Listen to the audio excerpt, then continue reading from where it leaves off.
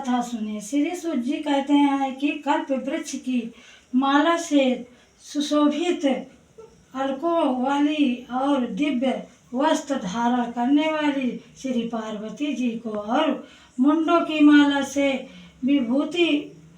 विभूषित मस्तक वाले दिगंबर नग्न श्री शिव जी को प्रणाम करता हूँ। एक समय रमणी कैलाश पर्वत के शिखर पर बैठी हुई पार्वती जी ने भगवान शिव से पूछा कि हे महेश्वर, आप मुझे कोई गुप्त व्रत कथा बताइए। हे स्वामी, यदि आप मुझ पर प्रसन्न है तो ऐसा व्रत बताने की कृपा करें जो सभी धर्मों का सार हो और जिसको करने में मेरा थोड़ा परिश्रम हो और फल अधिक मिले।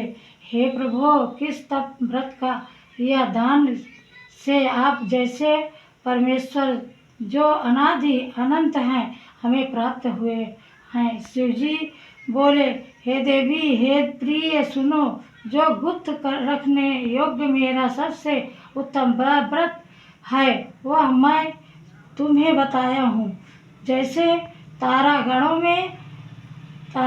में चंद्रमा, ग्रहों में सूर्य, गणों में ब्रह्मांड, देवताओं में विष्णु भगवान, नदियों में जैसे गंगा, पुराणों में महाभारत, वेदों में रामवेद, इंद्रियों में जैसे मन श्रेष्ठ है वैसे ही यह व्रत सब व्रतों में श्रेष्ठ है। शास्त्र ने पुराण को वेद का स्पर्श कहा है, उसी प्रकार यह व्रत संपूर्ण व्रतों का सार है। अतः मैं एक प्राचीन व्रत बतलाता हूँ, तुम सावधान होकर सुनो। जैसा मैंने देखा है मैं तुमसे कहता हूँ, इसी व्रत की प्रभाव से ही तुमने मेरा अर्धासन प्राप्त किया है।